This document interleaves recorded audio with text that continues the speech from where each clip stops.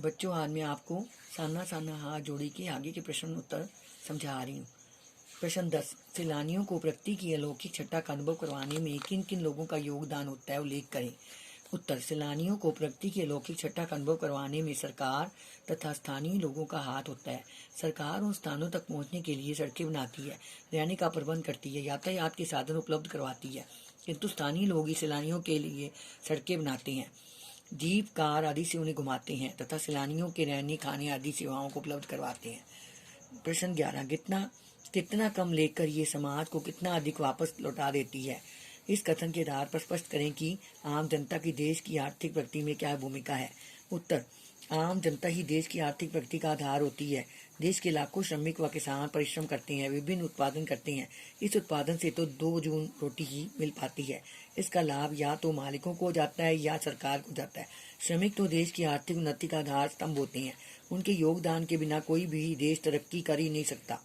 उन्हें उसके लाभ का अंशमात्र ही मिलता है। वे समाज को बहुत देते हैं पर तिल मात्र ही वापस लेते हैं। किसी भी क्षेत्र में प्रगति का आधार उसमें काम करने वाले कामगार ही होते हैं। अतः आम जनता देश की प्रगति में विशेष भूमिका का निर्वाह करती है। प्रश्न 12, आज की पीढ़ी द्वारा प्रकृति के साथ किस तरह का खिलवाड़ किया जा रहा है, इसे रोकने में आपकी क्या भूमिका होनी चाहिए। उत्तर, आज की पीढ़ी औद्योगिक क्रांति व विकास के नाम पर प्रकृति को बहुत हानि पहुंचा रही है। नदियों व अन्य सभी जल स्रोतों का नाश हो चुका है। नदियों का जल पूरी तरह कचरा व मल निकास से प्रदूषित हो चुका है। कारखानों और वाहनों ने वायु को भी प्रदूषित कर दिया। आज जल, वायु, धरती सब पूर्णतया प्रदूषित हो गई हैं। आज की पीढ़ी इस नुकसान को समझ तो रही है पर इस दिशा में कुछ नहीं कर रही। लोगों को विभिन्न प्रकार के प्रदूषणों पर नियंत्रण लगाना चाहिए। वृक्षारोपण करके ही हम धरती को फिर से हरा भरा कर सकते हैं। हमें अधिकाधिक मात्रा में पेड़ पौधे लगाने चाहिए तथा जल व भूमि को प्रदूषित होने से बचाना चाहिए। सफाई अभियानों में पूरी भागीदारी करनी चाहिए तथा जन चेतना अभियान चलाकर आम जनता का भी सहयोग लेना चाहिए। तभी हम प्रकृति का संरक्षण कर पाएंगे। प्रश्न 13, प्रदूषण के कारण स्नोफॉल में कमी का जिक्र किया गया है। प्रदूषण के और कौन कौन से दुष्परिणाम सामने आए हैं, लिखें। उत्तर, प्रदूषण के कारण आज महानगरों में ना तो साफ हवा है ना साफ जल। यहाँ पर वायु प्रदूषण के कारण एक बीमारियां जन्म ले रही हैं। तनाव बढ़ता जा रहा है। वनस्पति भी इस प्रदूषण से ग्रसित है। महानगरों में पेड़ पौधे अब मैले से दिखाई पड़ते हैं। पीने का साफ पानी उपलब्ध नहीं है।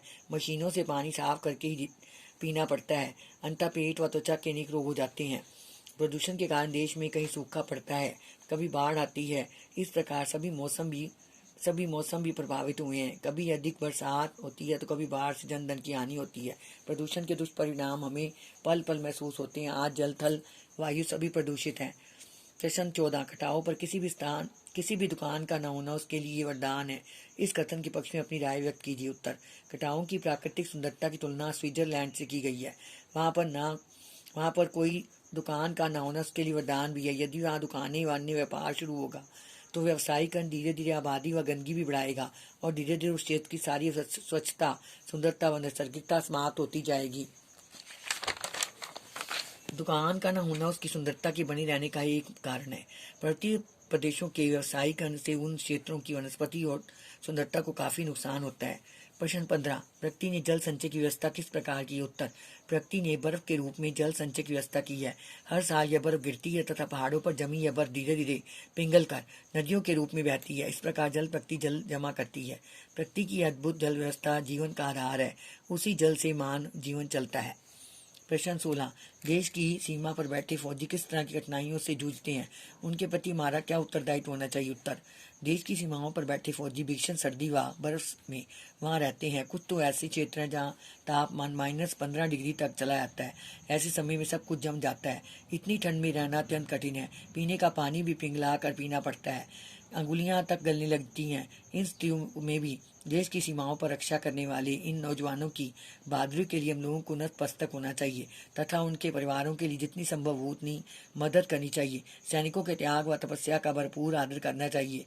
उनके बच्चों को अच्छी शिक्षा देनी चाहिए और उनकी हर तरह से मदद करनी चाहिए। बच्चों, ये सारा पाठ आपने याद करना है और लिखना है।